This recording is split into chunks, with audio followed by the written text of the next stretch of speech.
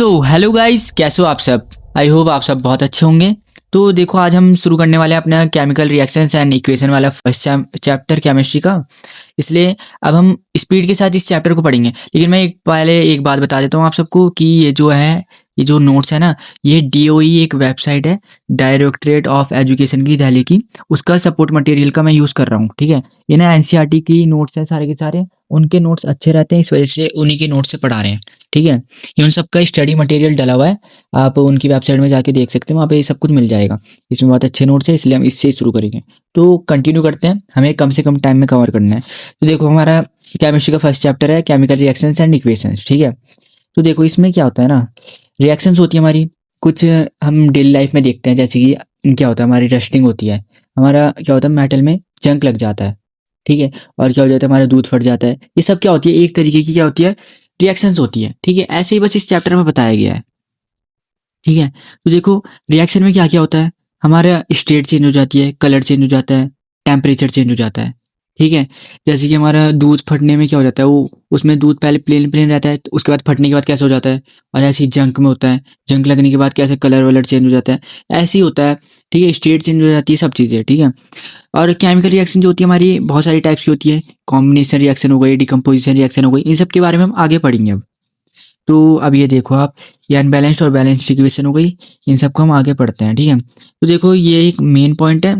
देखो, सॉलिड को हम कैसे डिनोट करते हैं, एस से, स्मॉल एस से डिनोट करते हैं, ठीक है। और जो लिक्विड होता है उससे स्मॉल एल से डिनोट करते हैं। एक्वस जो होता है, ये इसको ए क्यू से डिनोट करते हैं, और गैस को जी से। जब हम केमिकल इक्वेशंस बनाते हैं ना, तो ये उनके आगे लिखना पड़ता है। तो अच्छा दिखाने के लिए लिखते हैं, और मार्क्स भी थोड़े ज़्यादा मिल जाते हैं इनकी वजह से, इसलिए, ठीक है। तो देखो, जो हमारी स्केलेटन इक्वेशंस होती है, उनको क्या बोलते हैं हम, अनबैलेंस्ड इक्वेशन बोलते हैं, ठीक है।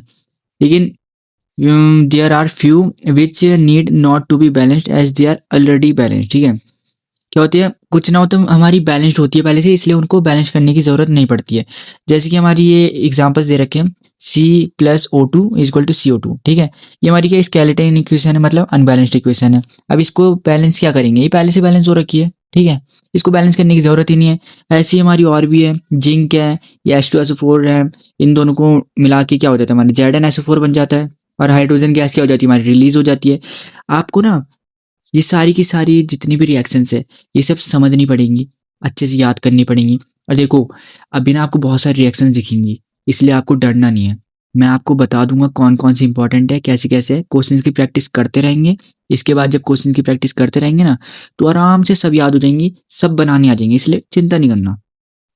तो देखो, केमिकल रिएक्शंस क्या बोलते हैं, the process in which new substances with new properties are formed. जिसमें क्या होता है, हमारी न्यू सब्सटेंस हमारी न्यू प्रॉपर्टीज के साथ क्या होता है, फॉर्म, उन्हें केमिकल रिएक्शंस बोलते हैं, ठीक है। रिएक्टेंट्स तो आपको पता ही होगा। इसमें देखो, बेसिक्स चीज से थोड़ी बहुत ही कवर करी जाएगी, क्योंकि हमें लेंथ कम रखनी है वीडियो की। रिएक्टेंट्स क्या होते हैं, हमारे जो हमारे पार्टिसिपेट करते हैं केमिकल रिएक्शन में, और जो प्रोडक्ट्स जो हमारा निकल जाता है, ठीक है। जैसे हमारे एग्जांपल्स हो गए, रेस्पिरेशन, रस्टिंग ऑफ आयरन, ये सब एग्जांपल हो जाएंगे हमारे। उसके बाद हमारी केमिकल रिएक्शन में क्या क्या इन्वॉल्व होता है, हमारी स्टेट चेंज होती है, कलर होता है, गैस इवॉल्व होती है, हमारी हाइड्रोजन गैस अभी देखी ना हमने, वो इवॉल्व हो रही थी, ठीक है। उसके बाद चेंज इन टेम्परेचर, ठीक है। अब देखो, ये हो गए ways of representing a chemical reaction. हम केमिकल रिएक्शन को कैसे रिप्रेजेंट करते हैं। तो देखो, जिंक हो गया प्लस सल्फ्यूरिक एसिड, अब ये हम दोनों मिलकर क्या बना देंगे, जिंक सल्फेट प्लस हाइड्रोजन। इधर LHS रिएक्टेंट हो जाएगा, उधर RHS प्रोडक्ट हो जाएगा, ठीक है। अब जो ये तुम्हारी वर्ल्ड इक्वेशन हो गई, इसमें वर्ल्ड दे रखे हैं। अब केमिकल इक्वेशन जो हो गई, इनकी साइन से बनाई जाती है, ठीक है। केमिकल रिएक्शन जो होती है can be represented by chemical equation, ठीक है। इट इन्वॉल्व्स क्या होता है, मैंने जैसे बताया आपको, सिंबल्स यूज करे जाते हैं एलिमेंट्स के, और केमिकल फॉर्मूले यूज किए जाते हैं रिएक्टेंट के, प्रोडक्ट के। ये सब मैंने आपको अभी बताया, जैसे जैसे वो सॉलिड के उस था ना, SL, ये सब चीज़ें, ठीक है। जैसे हमारे ये the necessary condition such as temperature, pressure और any catalyst should be written on arrow between reactant and product, ठीक है। ये हम कोई क्वेश्चन करेंगे तब इसको समझ लेंगे अच्छे से, ठीक है। क्या होता है ना, ये जो एरो है ना, हमारा बीच में एरो दे रखा है, इसके ऊपर लिखा जाता है अगर हमारा कोई प्रेशर देना पड़ रहा है हमें, या फिर कैटलिस्ट देना पड़ रहा है। लेकिन ये आपके लिए इतना ज़्यादा इंपॉर्टेंट नहीं है, इसलिए इसको इग्नोर करना। जैसे हमारी ये इक्वेशन है, ये वाली इंपॉर्टेंट इक्वेशन, ये कई बार आ भी जाती है, ये पूरे वर्ल्ड दे देते हैं, और ये केमिकल इक्वेशन बनाने की आ जाती है ये, ठीक है। इसमें क्या Mg है प्लस O2 है, तो ये 2MgO बना रही है, ठीक है। ये बैलेंस्ड हो रखी है। अब देखो, बैलेंस्ड केमिकल इक्वेशन में क्या होता है, law of conservation of mass, ठीक है, matter can neither be created nor be destroyed in chemical reaction, ये तो पता है सबको, कंजर्वेशन ऑफ मास का लॉ सबने पढ़ा हुआ है, ठीक है। So number of atoms of elements involve in chemical reaction should remains okay. क्या होता है, हमारे जितने भी एटम्स होंगे रिएक्टेंट साइड में और प्रोडक्ट साइड में दोनों क्या होंगे, इक्वल होंगे। इसी को क्या बोलते हैं हम, बैलेंस्ड बोलते हैं। इसी वजह से हम इसको बैलेंस्ड करते हैं, क्योंकि हमें दोनों साइड इक्वल चाहिए। तो देखो बैलेंसिंग करने के लिए क्या करते हैं, हिट एंड ट्रायल करते हैं, ठीक है। तो देखो राइट अ केमिकल इक्वेशन, सबसे पहले क्या करना है हमें, केमिकल इक्वेशन हमें कभी कभार तो देंगे या फिर कभी कभार वर्ल्ड इक्वेशन दे देंगे और केमिकल इक्वेशन बनाने के लिए देंगे, ठीक है। सबसे पहले हमारा काम क्या होगा, केमिकल इक्वेशन बनाना, ठीक है। अब क्या करना है, हमें कुछ चेंजेस नहीं करने। सबसे पहले क्या करना है, हमें दोनों साइड रिएक्टेंट साइड और प्रोडक्ट साइड काउंट करने कि कितने कितने वो रखे हमारे एलिमेंट्स के, कितने कितने आइटम्स है, ठीक है। उसके बाद क्या है, हमें देखो आयरन का हमारा एक है और इधर साइड हमारे तीन है, हाइड्रोजन के हमारे इधर साइड दो है और उधर भी दो है, मतलब ये हाइड्रोजन तो बैलेंस है, ऑक्सीजन एक है और वो चार है, ये बैलेंस नहीं है। तो हमें क्या करना पड़ेगा, सबको बैलेंस करना पड़ेगा। इस वजह से क्या करना पड़ेगा हमें, maximum number by putting in front of them, ठीक है। हमें क्या मैक्सिमम नंबर लेना पड़ेगा, ठीक है। ये देख सकते हैं आप, मैं इसके एग्जांपल्स करवा देता हूँ आपको, ठीक है। तो आप देखो, हाँ हम इस इक्वेशन को बैलेंस करना सीखेंगे कि बैलेंस करते कैसे हैं, ठीक है। तो देखो सबसे पहला काम क्या करना है, एक बात हमेशा याद रखना कि जितने भी हमारे एलिमेंट्स होंगे ना, उसमें अगर ऑक्सीजन और हाइड्रोजन है तो ये दोनों सबसे लास्ट में बैलेंस करने हैं। ऑक्सीजन और हाइड्रोजन सबसे लास्ट में बैलेंस करेंगे, ठीक है। इसके अलावा जो एलिमेंट्स हमारे होंगे सबसे पहले काम उनको बैलेंस करने का होगा। तो देखो इसमें एक हमारा हाइड्रोजन है, एक ऑक्सीजन, तो ये लास्ट में बैलेंस होंगे। और इसमें क्या है, हमारा एक आयरन है, तो आयरन होगा सबसे पहले बैलेंस, ठीक है। तो आयरन देखो रिएक्टेंट साइड में 1 है और प्रोडक्ट साइड में 3 है। तो देखो हम कैसे बैलेंस कर सकते हैं, हमें क्या करना है, 1 को 3 बनाना है, तो हम क्या करेंगे, यहाँ पे 3 से मल्टीप्लाई कर देंगे इसे, ठीक है। इसको हम 3 से मल्टीप्लाई कर देंगे तो ये क्या हो जाएगा, 3 हो जाएगा, ठीक है। अब देखो ये तो हो गया हमारा बैलेंस। अब हाइड्रोजन जो है हमारे 2 इधर भी है और 2 इधर भी है, ये भी बैलेंस हो रखा है। अब देखो हमारा ऑक्सीजन है, तो अब आप सोच रहे होंगे कि ऑक्सीजन इधर 4 है, तो जैसे हमने आयरन के साथ करा है, इसको 3 से मल्टीप्लाई कर दिया था, तो इससे अब हम 4 से मल्टीप्लाई कर देंगे, तो ये क्या हो जाएगा, ये भी बैलेंस हो जाएगा। तो मतलब हमारी इक्वेशन बैलेंस हो चुकी है। लेकिन देखो अभी हमें देखना है, हम ऊपर वैल्यूज पुट करके देखेंगे तब हमें समझ में आएगा अच्छे से, ठीक है। अब देखो, हाँ मैं आपको दिखाता हूँ, ये हमने छोटा कर दिया इसे, हमारे अकॉर्डिंग अभी इक्वेशंस ऐसी हो रही है, ठीक है। तो अब देखो हमारे 3 आयरन हो चुके हैं, तो हम क्या करेंगे, इसके आगे 3 लगा देंगे, ठीक है, 3Fe हो जाएगा ये। और प्लस हमने क्या करा इधर, ऑक्सीजन कितने कर दिए हमने, 4। तो सिर्फ ऑक्सीजन के आगे नहीं आएगा वो, ठीक है, पूरे के आगे आता है, जो हमारा पूरा एटम होता है ना, पूरा H2 का हमारा एक कंपाउंड है, ठीक है। तो पूरे उसके आगे ही आएगा वो, ठीक है। तो ये हो जाएगा हमारा 4H2O, और यहाँ से हमारा Fe3, और इसमें तो कोई चेंजेस हो नहीं रहे हमारे, ठीक है। Fe3 तो हमारा वैसे के वैसे ही है, O4 पूरा का पूरा, ठीक है। और हमारा प्लस H2 हमारे अकॉर्डिंग क्या हो रही है, ये हो रहा है, हमने ये सब तो कर रखा है। तो देखो इस इक्वेशन में हमारे 3 Fe हैं और 3 Fe इधर भी है, ठीक है। रिएक्टर और प्रोडक्ट साइड में आयरन जो हमारा वो बिल्कुल इक्वल है। अब देखो ऑक्सीजन देखें, 4 O प्रोडक्ट साइड में भी है और रिएक्टेंट साइड में भी दोनों है। तो अब देखो हमारे हाइड्रोजन देखते हैं, हाइड्रोजन रिएक्टेंट साइड में देखो, यहाँ से इसको मल्टीप्लाई करेंगे, ठीक है, नीचे की साइड 4 2 जा 8, तो ये तो हमारा 8 हो गया, ठीक है। तो हमारे कितने हो गए, हाइड्रोजन कितने हो चुके हैं हमारे, अब 8 हो चुके हैं, मतलब रिएक्टेंट साइड में क्या हो चुके हैं, 8 हो चुके हैं, ठीक है। तो जब ये 8 हो गए हैं, अब देखो इधर प्रोडक्ट साइड में देखो कितने हैं, 2 ही हैं सिर्फ, ठीक है। तो मतलब रिएक्शन बैलेंस नहीं है, तो इसलिए हमें क्या करना है, अच्छे से एलिमेंट्स गिनने हैं, ऐसे लिख कर देखना है उनके आगे, ठीक है। पूरी रिएक्शन जब बैलेंस करके लिखेंगे तब भी हम ऐसे ही लिखेंगे। तो अब हम क्या करेंगे, हम अपने हाइड्रोजन को 2 से 8 बनाएंगे। अब देखो 8 से 2 तो नहीं बना सकते ना, लेकिन 2 से 8 तो बना सकते हैं, ठीक है। तो अब 2 को 8 कैसे बनाएंगे, इसमें 4 का मल्टीप्लाई कर देंगे, ठीक है। 4 2 जा 8 तो हो गया ये, तो इसके आगे लिख देंगे हम 4। तो अब देखो हमारी पूरी इक्वेशन बैलेंस हो चुकी है, 3 iron 3 iron, 4O 4O, 8 hydrogen 8 hydrogen, ठीक है। तो अब हमारी कंप्लीट इक्वेशन क्या हो चुकी है, ये बैलेंस हो चुकी है।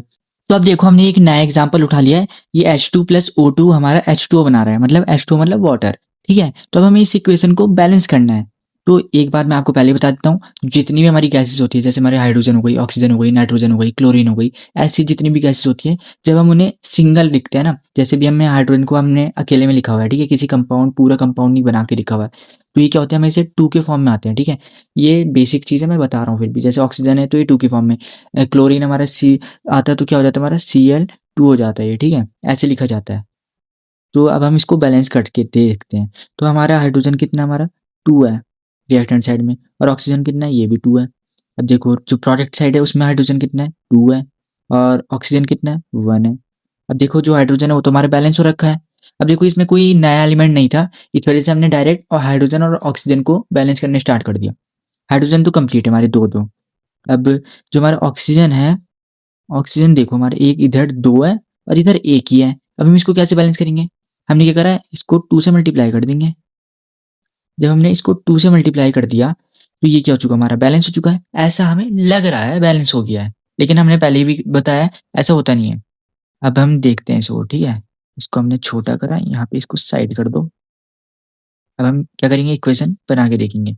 ये H2 ऐसी है प्लस O2, इधर हमने कोई चेंजेस नहीं करे, ठीक है। हमने कहाँ पे चेंजेस करें, जब यहाँ पे करें तो ये क्या हो जाएगा हमारा 2H2O, हमने ये करा है। अब देखो H2 और H2 ये तो इक्वल नहीं है। देखो ऑक्सीजन तो हमारे इक्वल हो गए 2-2, लेकिन हाइड्रोजन फिर बिगड़ गए। ऐसे क्या होता है ना, ये बिगड़ते रहते हैं, लेकिन हमने बता दिया इजी तरीका है, सब हो जाएगा सॉल्व, ठीक है। पहले मैं इसको डार्क कर देता हूँ, ये 2 है, ये भी 2 है, ये भी 2 है, और ये 2 1 जा 2, ठीक है। ऐसे ये मल्टीप्लाई होकर ये 2 हो चुका है। अब देखो इक्वेशन अब हमारी ऐसी हो चुकी है। अब जो ऑक्सीजन है वो तो बैलेंस है, लेकिन हमारा जो हाइड्रोजन है वो इधर 2 है रिएक्टेंट साइड में और इधर 4 है। तो हम क्या करेंगे, इसको 4 बनाना है हमें, तो हम क्या करेंगे, इसको 2 से मल्टीप्लाई कर देंगे, इसके आगे बस 2 लगा देंगे। अगर हमने इसके आगे 2 बना दिया है तो 2 2 जा 4, इधर भी 4, इधर भी 4, इधर भी 2, इधर भी 2, हो गई बैलेंस, कंप्लीट हो गई बस बैलेंस। अब और कुछ थोड़ी ना है, बस ऐसे ही आप सबको ध्यान रखना है। अब इसमें हम ज़्यादा लेक्चर में हम ज़्यादा क्वेश्चंस नहीं करेंगे। क्वेश्चंस बैलेंसिंग की क्वेश्चंस की प्रैक्टिस मैं बहुत सारी करवाऊंगा आपको, ठीक है। क्योंकि बैलेंस का 3 मार्क्स का क्वेश्चन आते ही आते हैं, 3 या फिर 2 मार्क्स का, इसलिए बैलेंस के लिए एक अलग सी वीडियो बनाएंगे और बहुत सारे ढेर सारे क्वेश्चन करेंगे, उसमें ट्रिक्स भी बताएंगे। इसलिए फिलहाल के लिए अभी हम चैप्टर को कंटिन्यू करते हैं। तो ऐसे हमने सीख लिया बैलेंसिंग करना कैसे करते हैं, बैलेंस करना हमें आ गया, और हम क्वेश्चंस की प्रैक्टिस करेंगे बैलेंसिंग की तो और अच्छे से आ जाएगा। उसके बाद आता है हमारा केमिकल रिएक्शंस के टाइप्स, ठीक है। देखो कॉम्बिनेशन रिएक्शन तो बहुत ईजी है। ये कॉम्बिनेशन का मतलब क्या हो रहा है, हम कंबाइन कर रहे हैं, ठीक है। तो इसमें क्या करते हैं, हम 2 या 2 से ज़्यादा रिएक्टेंट्स होते हैं ना, वो आपस में कंबाइन करते हैं और एक सिंगल प्रोडक्ट बनाते हैं। इस बात का ध्यान रखना, सिर्फ सिंगल प्रोडक्ट बनाते हैं, ठीक है। तो देखो आपको क्या करना है ना, ये डायरेक्ट क्वेश्चन आ जाता है, टाइप्स ऑफ केमिकल रिएक्शन दे देते हैं, या फिर डायरेक्ट कॉम्बिनेशन रिएक्शन दे देंगे कि इसको डिफाइन करो और इसके एग्जांपल। तो आपको एटलीस्ट 3 एग्जांपल्स तो सबके याद होने चाहिए, सब रिएक्शन की, और उनकी डेफिनेशन याद होनी चाहिए, ठीक है। तो देखो ये बर्निंग ऑफ कोल है, ये ऐसे के ऐसे आप याद कर देना। अभी इनमें ज़्यादा टाइम वेस्ट नहीं करेंगे, ये 3 एग्जाम्पल दे रखे हैं, आप एज इट इज़ इनको याद कर देना, ठीक है। क्वेश्चंस की प्रैक्टिस करेंगे तो इनको अच्छे से समझ लेंगे इन एग्जाम्पल्स को भी। बस इतना ध्यान रखो, ये C+O2 मिलके CO2 बना देता है, और ये फॉर्मेशन ऑफ वाटर तो सबको ही पता है, H2+O2 मिलके हमारा H2 बना देता है, ठीक है। ऐसे ही हमारे क्विकलाइम होता है, ये क्या होता है, हमारा चूना होता है। चूने को जब हम पानी में डालते हैं तो ये उबल जाता है, ठीक है, उसमें स्लेट लाइम बन जाता है वो, ठीक है। तो अब ये देखो ये सब हो गया हमारा। उसके बाद हमारी आती है exothermic reaction, reaction in which heat is released along with formation of product, ठीक है। एक्सोथर्मिक रिएक्शन उसे बोलते हैं जिसमें क्या होता है, हमारा जब 2 सब्सटेंस हमारे कंबाइन होंगे तो हमारी क्या होगी, हीट भी इवॉल्व होगी, जो हमारा प्रोडक्ट बनेगा ना उसके साथ हमारी हीट भी इवॉल्व होगी। अब देखो इसका जो भाई है ना वो एंडोथर्मिक रिएक्शन होता है। अब वो आपस में दे देते हैं explain exothermic reaction and endothermic reaction, ठीक है। तो इसमें बच्चे कंफ्यूज होते हैं, उल्टा लिख कर आ जाते हैं, क्योंकि जो एक्सोथर्मिक रिएक्शन होती है ना इसमें प्रोडक्ट के साथ हीट रिलीज करती है, और जो हमारी एंडोथर्मिक होती है उसमें क्या होती है, हीट एब्जॉर्ब करती है। तो इसमें बच्चे उल्टा लिख कर आ जाते हैं। तो इससे हमें क्या करना है, मैं ट्रिक बता देता हूँ आपको कैसे याद रखना। देखो यहाँ पे एक्सोथर्मिक में क्या लिखा हुआ है, EX लिखा हुआ है ना, तो EX से मतलब कि हमारा एग्जिट, एग्जिट ध्यान रखना, ठीक है। यहाँ पे एग्जिट हो जाएगा, ये एग्जिट मतलब बाहर निकलना है, ठीक है। तो क्या हो जाएगी, हमारी हीट जो होगी ना वो रिलीज होगी, ठीक है। और इसका अपोजिट क्या हो जाएगा, एंडोथर्मिक में हमारा एब्जॉर्ब होगी, ठीक है। एक याद रहेगा तो दूसरा तो हो ही जाएगा, ठीक है। तो बस EX से ध्यान रखना, एग्जिट होगा, ठीक है। तो उसके बाद हमारे इसकी एग्जाम्पल सही है, तो आप इसके 2 एग्जाम्पल्स याद कर लेना। और उसके बाद हमारी डिकम्पोजिशन हो रही है। तो देखो कॉम्बिनेशन रिएक्शन का अपोजिट होती है डिकम्पोजिशन रिएक्शन, ठीक है। डिकम्पोज जो कॉम्बिनेशन रिएक्शन होती है उसमें 2 मिला के एक सिंगल प्रोडक्ट बनता है, और डिकम्पोजिशन रिएक्शन में एक सिंगल प्रोडक्ट होगा, वो हमारे 2 टुकड़ों में बढ़ जाएगा, ठीक है।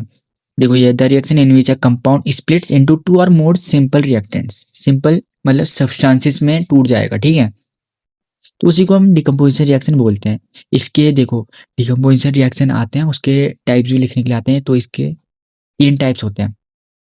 थर्मल डिकम्पोजिशन, ऐसे डिकम्पोजिशन को बोलते हैं जो हमारी हीटिंग की वजह से होती है। मतलब हम क्या कर रहे हैं, जो हमारा रिएक्टेंट है उसको हम हीट कर रहे हैं, बहुत ज़्यादा हीट कर रहे हैं, बहुत ज़्यादा हीट कर रहे हैं, ठीक है। और हीट करने की वजह से क्या हो जाएगा, उसकी डिकम्पोजिशन हो जाएगी, ठीक है। तो इस वाले को बोलेंगे थर्मल डिकम्पोजिशन, ठीक है। एग्जाम्पल्स आप अच्छे से अभी याद कर लो, मैं ज़्यादा इनको एक्सप्लेन नहीं कर रहा हूँ, क्वेश्चंस कराते समय मैं अच्छे से एक्सप्लेन कर दूंगा, ठीक है।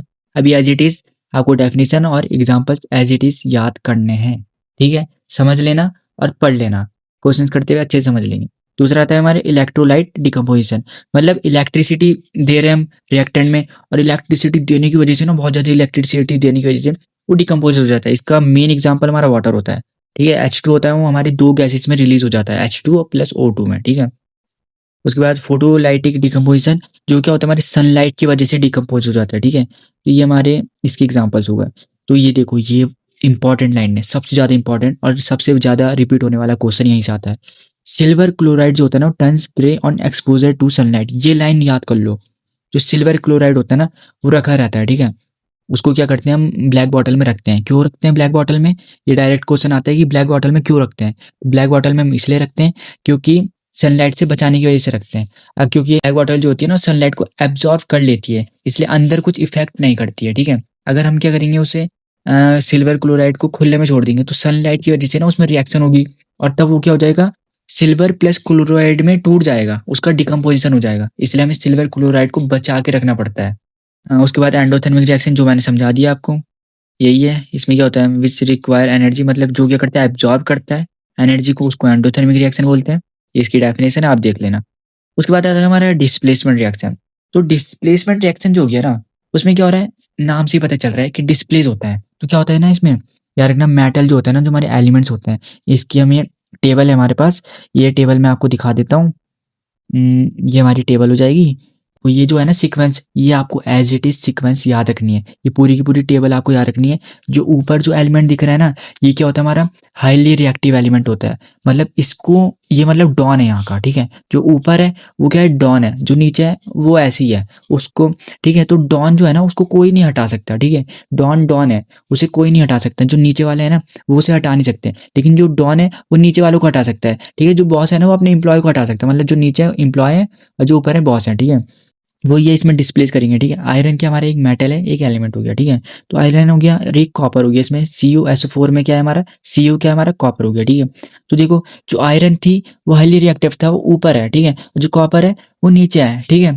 तो क्या हो जाएगा, जो आयरन हो जाएगा ना, वो कॉपर को डिस्प्लेस कर देगा, और डिस्प्लेस करके क्या कर देगा, खुद को FeSO4 के साथ प्रोडक्ट बना देगा, और Cu को हटा देगा। चल भाई तू भाग जाए यहाँ से, ठीक है, मैं तेरे साथ नहीं रह रहा हूँ, तू भाग यहाँ से, ठीक है। तो उसको छोड़ दिया कि भाई एम्प्लॉय के साथ कौन रहेगा, बॉस के साथ रहेंगे भाई, आजकल ऐसे ही होता है, ठीक है। तो ऐसे ही बस डिस्प्लेस कर देगा। तो बस वो टेबल आपको अच्छे से याद करनी है। कभी कभार तो वो डायरेक्ट क्वेश्चन दे देते हैं कि राइट रिएक्टिव टेबल, ठीक है, और पूरी सीक्वेंस में हमें लिखनी पड़ती है वो, ठीक है। तो बस ऐसे ही है। इसमें से आज के लेक्चर में बस आपको इतना ध्यान रखना है कि आपको सारी डेफिनेशंस याद करनी है और उनके 3-3 एग्जाम्पल्स याद करने हैं। ज़्यादा कुछ याद नहीं करना, और सब हम क्वेश्चंस में कवर कर लेंगे, ठीक है। और आप टेबल पूरी याद कर लेना, ठीक है।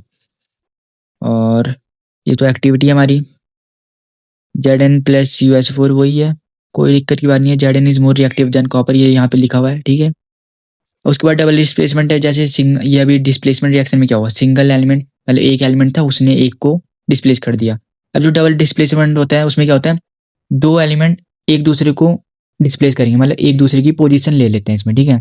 जैसे ये Na2SO4 BaCl2, ये दोनों कंबाइन होकर हमारा क्या कर रहे हैं, BaSO4 प्लस 2NaCl बना रहे हैं, ठीक है। तो देखो, एक Na हमारा सोडियम एलिमेंट हो गया और एक Ba हो गया, ठीक है। तो देखो, जो सोडियम होता है वो हाईली रिएक्टिव होता है, जो Ba होता है वो कम रिएक्टिव होता है, ठीक है।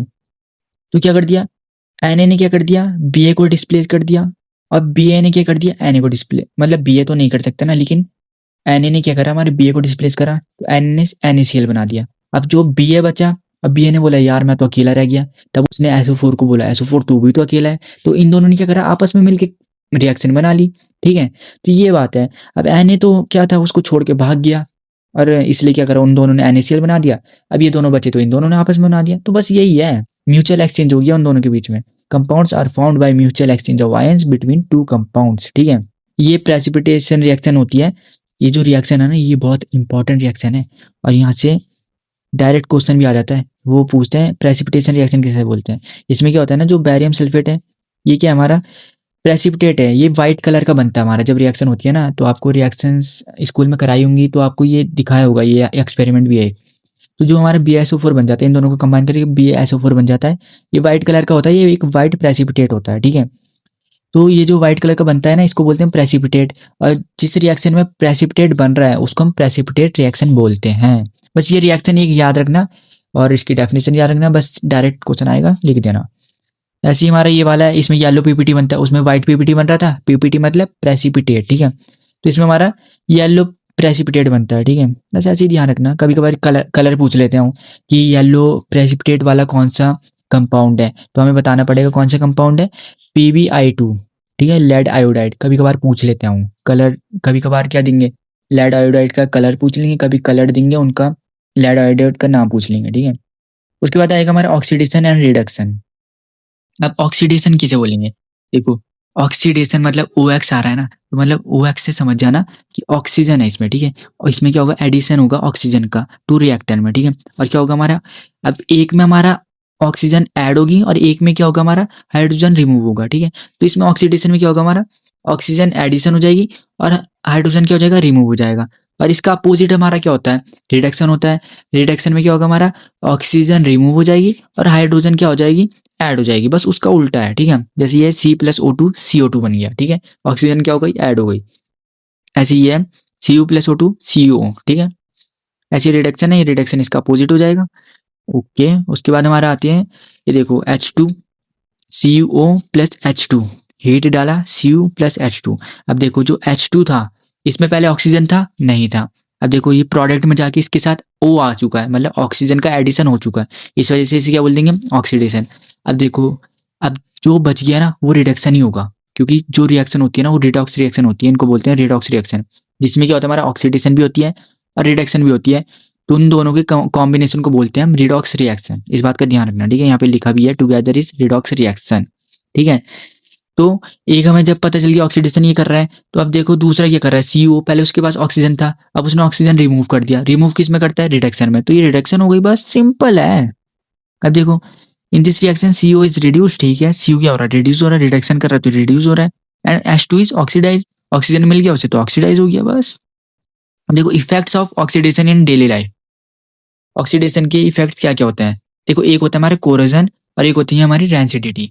कोरोजन किसे बोलते हैं, कोरोजन सिंपल समझ लो, जो मेटल का खराब हो जाना। क्या होता है हमारे मेटल में रिएक्शंस होती है, एयर की वजह से, विंड की वजह से, इन सब चीज़ों की वजह से जो मेटल्स हमारे खराब हो जाते हैं उनमें जो रिएक्शंस हो जाती हैं उसको हम कोरोजन बोलेंगे। और रेंसिडिटी में क्या होगा, रेंसिडिटी भी सेम वही है, लेकिन इसमें क्या होगा हमारा, जो फ्रूट्स होते हैं, जो वेजिटेबल्स होते हैं, जो हमारे ऑयल्स फैट्स हो गए, इनमें ऑक्सीडेशन हो जाती है। और जो होते हैं खाना खराब हो जाता है, खाने वाने की जो चीज़ें खराब हो जाती है ना उसको हम रेंसिडिटी बोलते हैं। कोरोजन में मेटल्स वेटल्स खराब हो जाएंगे, रेंसिडिटी में खाने वाने की चीज़ें खराब हो जाएंगी, ठीक है।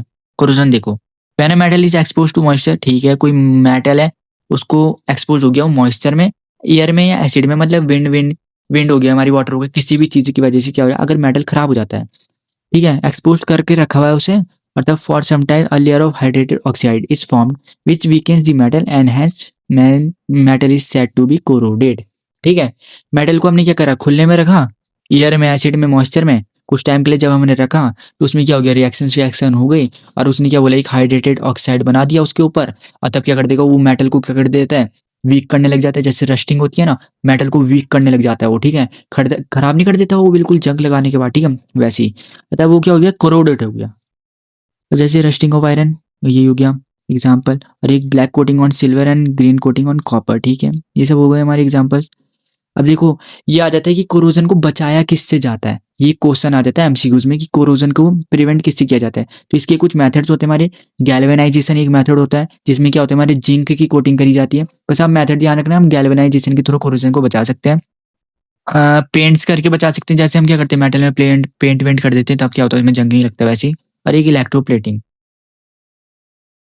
अब हमारा ये आता है एक रेंसिडिटी।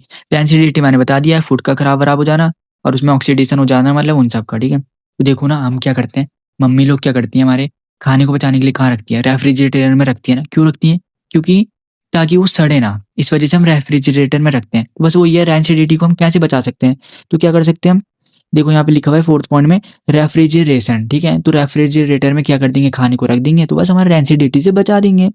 और देखो जो हमने चिप्स के पैकेट देखे होंगे, तो चिप्स के पैकेट जो होते हैं ना, उसमें क्या होती है, नाइट्रोजन गैस भरी रहती है। नाइट्रोजन गैस इसलिए भरी रहती है ताकि वो क्या हो जाए, खराब ना हो, ठीक है।